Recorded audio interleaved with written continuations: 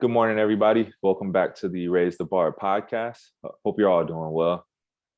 It's the first Saturday of Black History Month, and yeah, we're excited to, have a good conversation with you all today. My name is Royce Spencer. Good morning, everybody. Welcome to Raise the Bar podcast. My name is Bryce Spencer. Good morning, world. My name is Ricky Spencer. And yeah, today we're just going to be talking a little bit about how to be disciplined and, what that can provide in your life. Just kind of wanted to touch on a few different experiences that we've had and really some of our perspectives, disciplines that we've taken on over the years. And yeah, had a couple quotes from some notable figures that we wanted to share with you. And I'm excited. Yeah. What do you guys have to share for today? I wanted to share wearing in my Pee Hugh Newton sweater for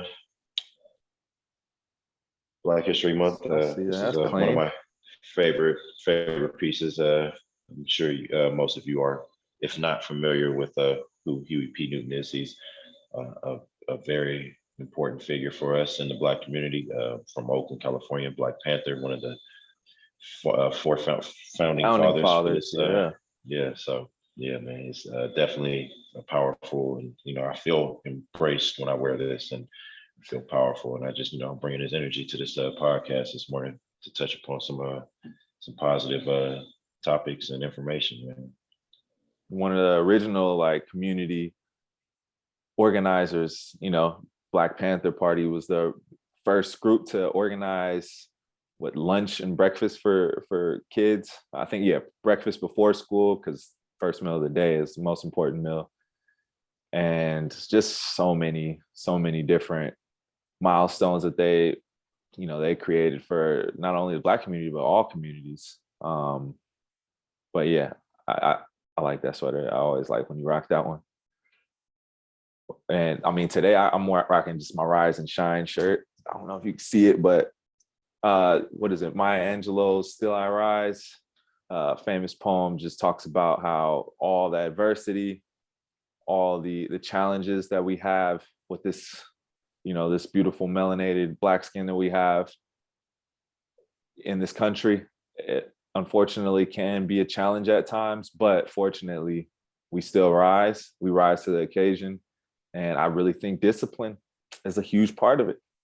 Just kind of dedicating yourself to your discipline and upbringing your community, big part of it. I guess I'll jump into one of my first topics I wanted to touch on today. Just thinking about discipline, going back to my days, sports, like running track specifically. I even, getting ready to go to my daughter Cassidy's track meet today. And there's a quote that I found from the famous Jesse Owens. For those of you who aren't familiar with, he was the famous track and field athlete who I think it was in the 40s or the 30s, he broke so many records all in the Olympics track meet. And it was during the time of Nazi Germany, when Hitler was running the whole regime back. And he has a quote where he says, "We all have dreams, but in order to make dreams come into reality, it takes an awful lot of determination, dedication, self-discipline, and effort." And I'd really think that all of those pillars, determination, dedication, self-discipline, and effort, are important. But most importantly, I believe, is the self-discipline piece, where you are putting it upon yourself. You're challenging yourself to do those little things the right way every day, whether it be waking up, early and getting yourself prepared for the day ahead of you, whether it be reciting your goals, writing them down, and really embodying what it is that you want to accomplish. If you want to go somewhere, it's oftentimes going to require you to be disciplined on yourself, not someone else. I mean, the definition of discipline is literally the first one that comes up is the practice of training people to obey rules or a code of behavior using punishment to correct disobedience. That's the first thought that comes into people's mind when they're thinking discipline. But when you look at what Jesse Owens is saying here, and I think, my brothers would agree with me, that's not the discipline that's going to help you push to the next level. It's really going to require you to be self-disciplined. Pass it on to you guys. And so even go ahead, Royce. No, I'll let you finish. I'll follow up. I was going to say, when you look at the world that we live in, it's really structured to be disciplined. But are we thinking about how we're being disciplined? Like, when you look at what they put on TV, the stop signs, the go signs, and all this, it's all a matrix or a system that it's meant for us to follow. And we really don't capture anyone's attention until we no longer abide by those rules that they have in place. But even when you think of the fabric of it, whose rules are we really following? Like, why is there a stop sign? If there's no one at a stoplight and they're all red, I think the Matrix is trying to stop you. Right? You were breaking up a little bit. But it's like, I sit there and I'm thinking, like, there's nowhere coming. Like, they have a green light, but it's clear as day, there's no cars coming. Why do I need to stay here? Why can't I just go? It's like they take away your free will just to make a decision. Like, I need to stay at this red light because God forbid whoever chose says that I need to stay here. And it's like all the system that we need to follow. And it's like, whose discipline are we really following? Are we following ours and being creative? Are we just following the foundation of what's already created for us? And we're just supposed to abide by those rules to get to wherever we need to get to. But it's clear as day, no one's crossing this lane right now, but I need to stay here and be still. I disagree. As a father, I guess, or I don't know if Bryce agrees with me too, but I'm not going out there on a red light because I don't trust other drivers to be looking around, or really, if we start saying, hey, I can cross the red light when it's no one there, then other people are going to say there was no one there when I looked. I think you kind of need that sort of structure. And it's important to kind of keep society a little bit safer, at least. That's also like just thinking about it. Like, Rick, when you see that you can, like how you say, you approach an intersection, you see that you can go. This is when the self-discipline, I feel, kicks in, because you need to have that reserve, that withhold like that. To, you know what I'm saying? Like, you can do something, but why don't knowing that you can do something and not doing it, that's self-discipline. That's, you know what I'm saying, holding yourself accountable and following certain guidelines and structures that, we follow them throughout our temptation life. You know what I'm saying? Like, so I think just when discipline, as soon as I think of the word discipline, the next thought that comes to mind is just structure. You know what I'm saying? Just following certain protocols, following guidelines, following a strategy, a blueprint, you know what I'm saying? So, and then we live by that. And when we create that, I think it just helps us. It's like a blueprint and a guide to get to a goal or a destination, you know what I'm saying, to achieve that. I understand you're trying to break the whole, you're trying to break it all. You just, I mean, it's funny because Rick, you're literally like the most disciplined person I know. Every day you wake up at the same time, you go through your emotions of getting your water, getting your little bit of caffeine in your system.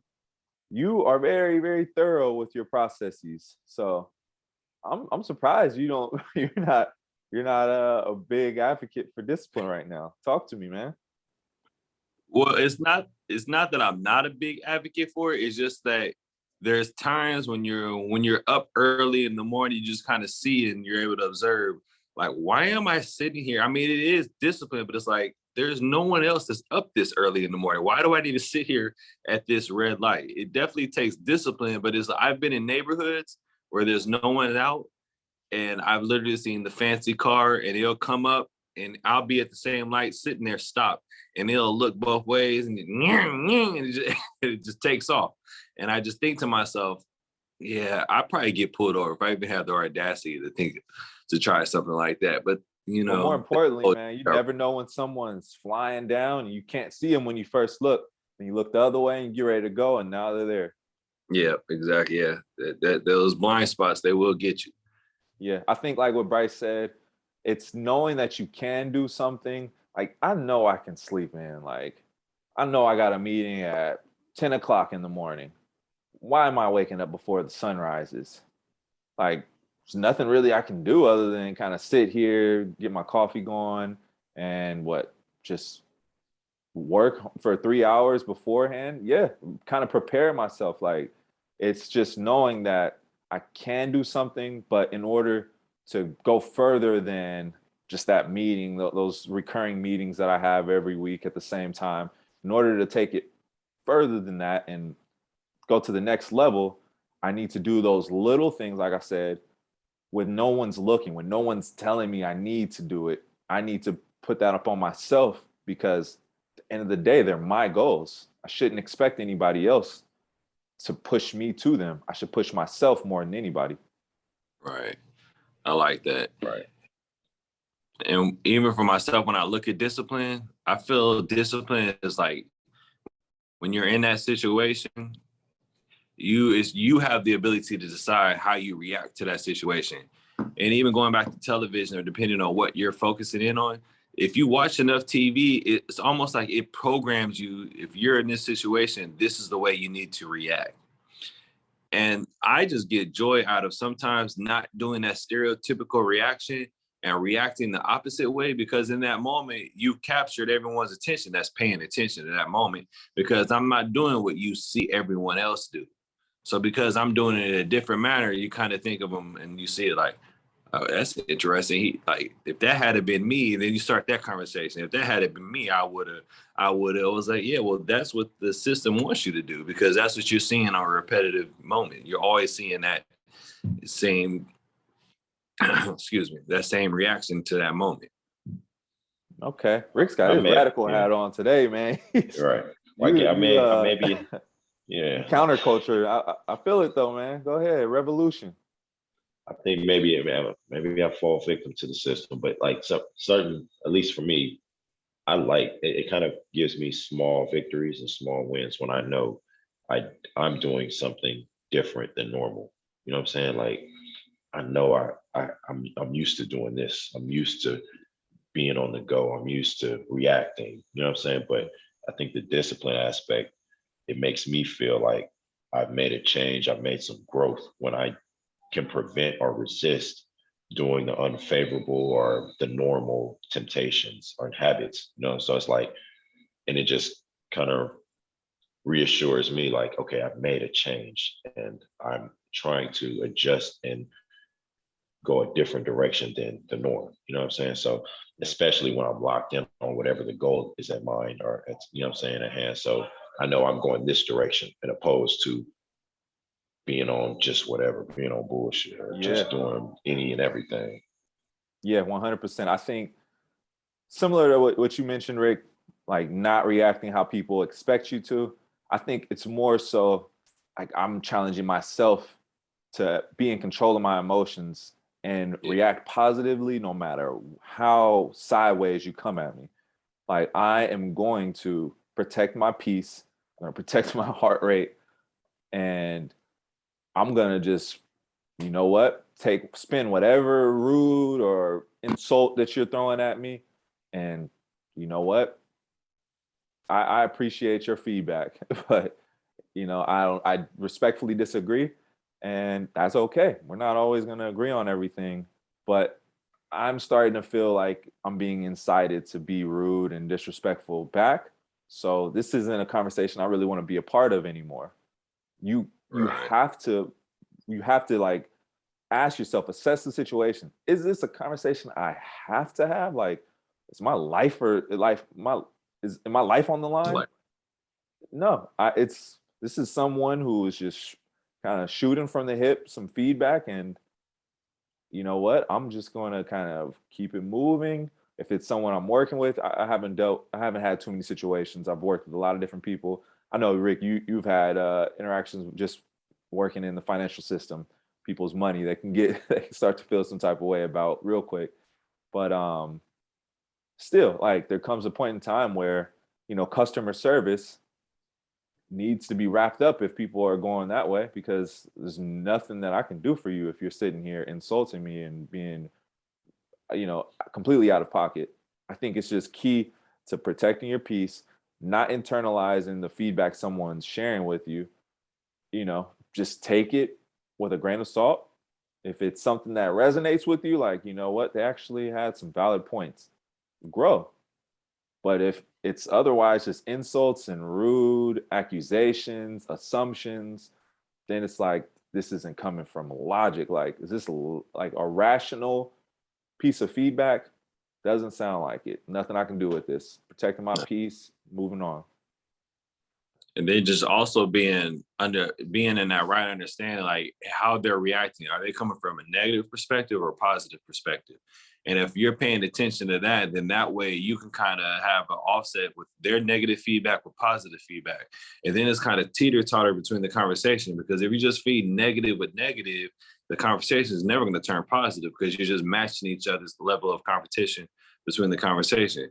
But if I can match you with something positive, a positive outlook on it, as opposed to your negative outlook on it, eventually you're going to have to shift to something positive. Otherwise, it's like this conversation isn't going anywhere, because you are focused on looking at the negative aspects of this situation, as opposed to understanding how it can change. Like, it's easy to understand why it's not changing, but let's, instead of having this conversation about why it's not changing, let's have this conversation about how we can change it. And then that way we're focusing on change, as opposed to keeping it in this mist of nothing right now, just based off whatever disaster is creating. So let's have that conversation, as opposed to just being focused on the negative, because the negative is always easy to talk about. Yes, I think that's when it becomes a challenge on us as individuals to have that self-discipline, to be in control and take control of where this is going. Like you said, instead of being negative with a negative, let me be self-disciplined and mindful enough to make this a positive, and do my due diligence and make sure this is going the right direction. So that's self-discipline in itself, to be mindful, wary of, what are we doing? How are we making this a positive? Because we can just sit here and just do a whole bunch of nothing and go negative for negative and get nowhere. But the energy is exerted at that point. So where have we gone? Nowhere. You know what I'm saying? So constructive criticism. They're spinning, just spinning, and a little, the static on the TV, or just all like that. I'll even like go on the opposite end of delivering feedback. I think is really important for people to understand.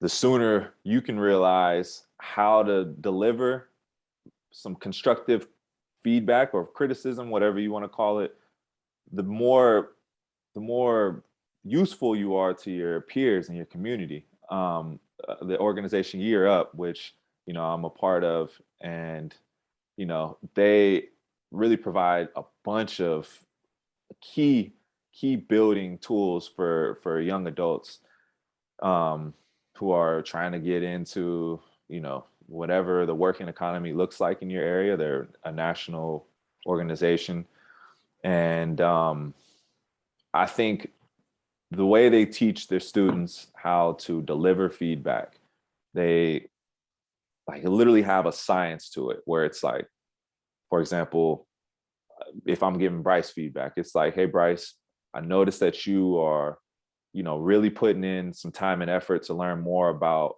how to be a better IT analyst. And, I noticed that you're, staying late, you're coming in early. And that stuff is really, I think, going to help you go to another level. Some growth areas that I think you could expand on would be to challenge yourself to, know more about the Apple ecosystem and maybe Linux ecosystem. You've really become almost a master of the Windows ecosystem. So I'm just going to challenge you to really start to expand out now and be that much more of a utility to any organization that you're working with. So just like that, for example, I start with an area that I know you're doing well in. I want to provide that positive feedback for starters.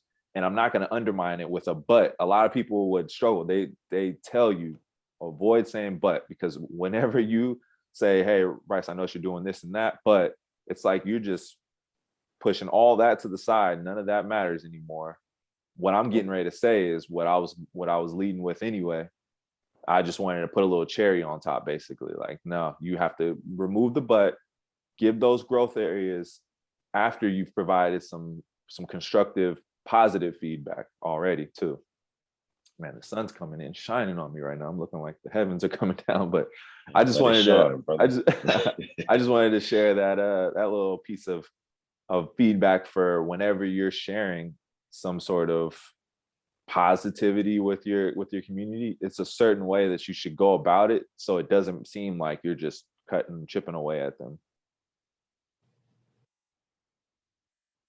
I really like that process. That process makes a lot of sense because it has that structure to it. And then if the person is understanding and listening, right, it kind of gives them understanding of what the layers of what's doing right. And then as you have that foundation of it's already being done right, let's take it to the next level and add this. And don't put the what's missing in a negative spin. Just kind of we're taking it, and that's the foundation that we have created already right now. So now on top of that, this is kind of like, this is now the icing. And then after we get comfortable doing that, now we can add the cherry. And just kind of helping them through that growth stage, just to kind of level up through the process. And don't do it in a way that it's, you're being positive and not being negative with it, because then that way it kind of defeats everything they've already done.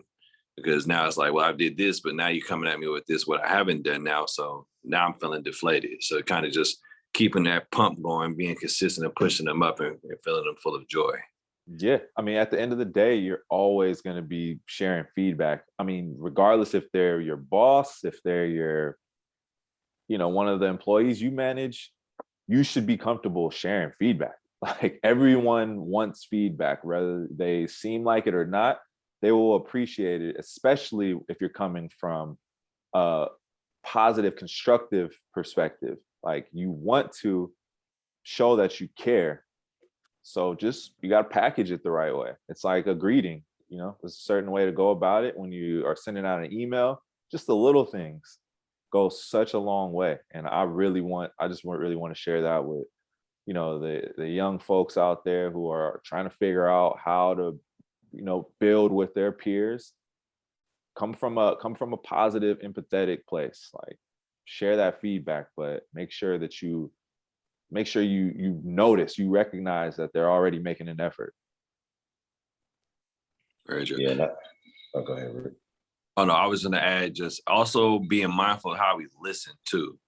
I share an interaction that took place here at work, and we had, like, here at the bank, you have policies and stuff that have to be in place. So even when we're opening new accounts, so one of our one of our bankers was asking one of the other managers to be accountable and auditing her new accounts. And she had asked previously a couple of weeks ago, and it still hadn't been done. And she just reminded her, well, it is due in such and such time frame.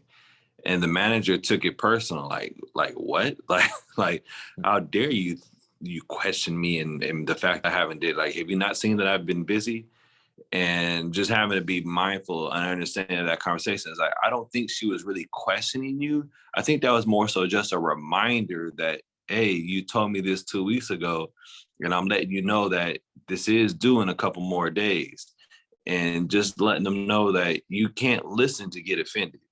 Like, that, honestly, in my eyes, that was just a reminder that you told me that 2 weeks ago and it's still not done. The due date is such and such. Like, yes, you've been busy, ask for help. And then me as another manager letting her know that I'm here as a support system. This isn't all on you. Yep. So, like, if you're busy right now, you reach out to your peers and ask for help. Don't take all the ownership of everything. Like, you need to spread it out. Like, that might look good to some, but honestly, that's just ego. That's just you want to have your name stamped on everything. So let that go. Can't take it personal. And now that ego is offended because you haven't gotten to it yet, and you feel like you're being called out in front of everyone. Like, no, that's just a reminder, and that's also letting us know that we need to help you. Yeah, I think it's just important to be open to people nudging you along the way. Like, I always appreciate it. We so distracted these days, multitasking. I forget things, as do we all. So when someone gives me a little nudge, it's like, oh man, thank you. Like Yeah. people, like, you know, leaders, Yeah. real successful entrepreneurs pay people for that sort of nudge because they want to stay on their A game. So last thing you want to do is just like, you know, smack the hand that's trying to give you a little bit of push forward. Right. Right. That's the Just nudge. gotta, man, Right. appreciate your resources, man. Right. Appreciate your resources, and just, you know, utilize those crutch, utilize the communication. You know what I'm saying? Like, people get caught up and take things so personal when it's not personal. Business is business, and you know, take heed to it. Don't get in your feelings about it. Just take care of business and communicate. Like, that's how I look at it. Somebody give me a nudge, just a reminder for one. Like, okay, this task still needs to be done. Might as well address it and get it off that list instead of letting it linger and get closer to that date, that due date. Then you crunching and trying to work all in a frenzy. That's not comfortable. Yeah, it's just like a quote that comes from Jocko Willink. He's this like former Navy SEAL. He's got a podcast and really like straight dude. Like he shoots straight, and he's very big in like training and presenter when he speaks to groups that are trying to find some motivation. And his quote goes, "Discipline equals freedom." And that he basically explains how most people think in order to, when you're free, you can do whatever you want. You can just like live loose and just like, you know, just be out at the beach year round. Like you don't have any responsibilities if you have freedom. But really, in actuality, is when you create a life that's so disciplined that you now are like have the choice to do whatever it is that you like, and you still keep pushing forward. That's the discipline that really provides you that freedom to say, you know what, I can now do whatever I want. Sure, I've created a life where I can have vacations as often as I like, and that's a real place that you can get to. Like, this isn't just some fairy tale. You can truly get there, especially how this world is now, where things are remote. You can meet with people on Zoom anytime. That is a reality now. It's not just for, you know, the very high, ultra wealthy. This is something that a regular Joe or Jane with a 9 to 5 can do if you put yourself in that position. But at the same time, is that where you want to get and just like, I'm set here? Most people will want to have a family. Most people want to, you know, be a big part of their community. So you need to have that discipline in order to be those things. And then you also have the ability to have that freedom at the same time. I think that's a vital way of looking at this whole discipline sense of just, hey, I'm creating the freedom that I want to have in my life.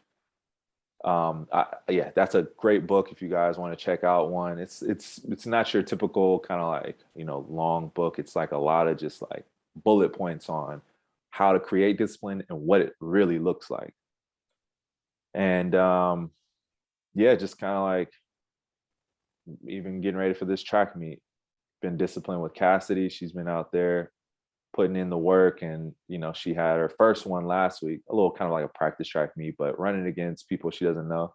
And you know, she won her first 200 race, which was exciting. I was out there almost losing my voice, and man, almost cried. I keep some big glasses on just in case I drop a tear. Nobody needs to know about that. But it's just like, I know she's been running in the hills with me since she was, you know, I got a video of her doing it 3-4 years old, and she's found a way of enjoying that exertion of effort. And it's like she's getting it. She's starting to understand you have to keep going, you have to keep trying, and having that discipline in order to cross that finish line and, you know, have that victory. That's all I've got for this segment. I'm just gonna chime in and say, I think like just just to reiterate and just to put this out there to the youth, man, once you create the discipline structure, for one, I think you can apply it to all aspects of life. Like whatever, like you may have to make minor tweaks and adjustments to it, but for the most part, you're creating a blueprint that you can really follow in all aspects of life. Like I know for me, like, I always use gym analogies, but I try to be disciplined, and I have a routine throughout the week, diet, all the above. And I know if I'm following these strict guidelines and rules, why not use the same type of methodology towards anywhere else, whatever that might be, saving money, reading a book. Like you just know that, like, I think the main thing is just following through. The discipline is just all really about following through. You're in your own head, you're in your own brain, it just requires making the necessary sacrifices for the greater reward and results. And this just to chime in from the last segment, this just requires learn how to be comfortable. You're applying yourself in a different way, and that's the main thing I just want to reiterate to the youth and the viewers. So that's all I got. Yeah, I like that. It's very transferable when you're disciplined in your athletic endeavors. That's why they say, like, former athletes typically do really well in their careers because they take that same drive and that same hustle and apply it to their goals and careers and their financial goals. So I think that's why we all have had the success we've had over the years. It's going back to putting in that extra effort, making sure when we run in our suicides or whatever, you touch that line. Like don't come up short, because in the game, if you come up short in those suicides, when you got a slant that requires you to go 5 yards and then break it in, get behind the linebackers, you're not going to cut it in 3 yards and go in front of the linebackers and get your head knocked off. Like, it's literally life and death. And then you bring that into career. Yeah, it's a big difference. Big difference. Like Jimmy Garoppolo doing them backwards passes, like that kind of stuff. That's not discipline, man. You can't win a championship with that. Right. Okay. Yeah. Okay. I see where you're going with this. That's all I got. Yeah. Yeah. I'd like to also throw in there a Gandhi quote, and it's live as if you were to die tomorrow and learn to live forever. That, for me, it just really embodies me, just because you never know what to expect. Like 5 minutes from now, God knows what's going to happen. 10 minutes from now, 20 minutes from now. I mean, even just kind of go back to my motorcycle accident, like even to this day, I still don't remember that day. But really throughout that experience and that accident, it taught me that we all have bad days, but you never know how someone else's bad day can have an intersection with your life and put you in a different situation. And just understanding, like, in this moment, who we're around, let's stay focused on what we're trying to accomplish right now. Like, don't be disturbed and distracted by something that you're not even dealing with right now, or something that already happened. We get too caught up in focusing on the past. The past is the past. What happened in the past, I can no longer control. But right now, and what might happen in the next hour, I can control if I put myself in the right position. So that's really where that discipline comes in, because I'm mindful of what it is that I want to achieve. And I'm not just out here just free floating around, just kind of acting careless, like, yeah, I'm going to be nonchalant. I give 0 F's about anything right now. It's all about me. That's not the right mindset that we want to have. Like, I'm just going to run a red light, man. Like, you can't be out there. Can't be out there doing that. Yeah, I hear reckless in these streets. Like, nah, we don't want that. We want everyone to be mindful and understanding. And just like, let's learn to live forever. Like, don't doubt yourself. Like, the foundation of what we want to be is out there. Just, it takes the discipline to follow it. Put yourself in a position to win. I like that. Hey, yeah, do it for your legacy, man, because your legacy did it for you to get here. Yep. So don't forget about what they did and all the work that they put in to get you to right here in this moment and where you're at right now. Because it could have been worse. They saw worse. Yeah, exactly. Yeah, that consistency to discipline is what puts you on that legendary status. I appreciate you guys always. I love y'all, man. It's always a Always a blessing, pleasure to speak with you guys on these sort of topics. Likewise.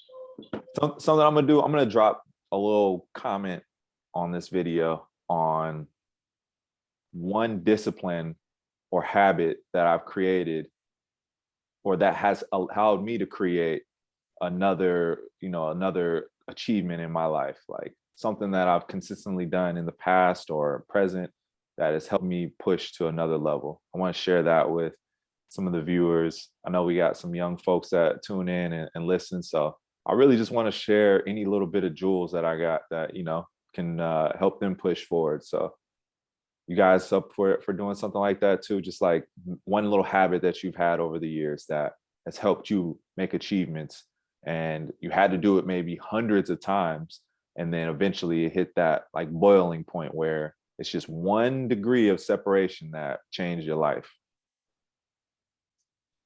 Most definitely. Yeah, I definitely, I like that.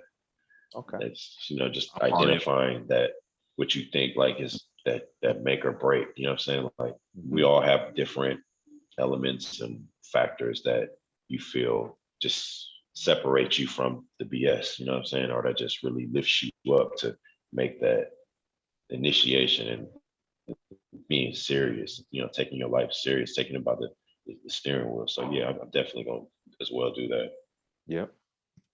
Like they say, you're always one decision away from changing your life. Like you're one conversation. You might be nervous to go talk to that stranger, but that conversation might introduce you to your wife for the rest of your life, or, might introduce you to a business partner that you can create a legacy with, or whatever it may be. You always one decision away from changing the rest of your life, literally. Like, think about that. So I'm gonna drop maybe some decisions I made that changed my life, and yeah, and we're gonna share that with the viewers. So, anything else you guys got? I think I have everything. That's everything. I think we had a valuable conversation today. Share some gems, and I'm just looking forward to encouraging the world to share inspiration with everyone. Yeah, share with us, like for real. As we continue to create more content for you all, we'd love to hear your feedback. And if you want to just continue tuning in, we've been consistent with this.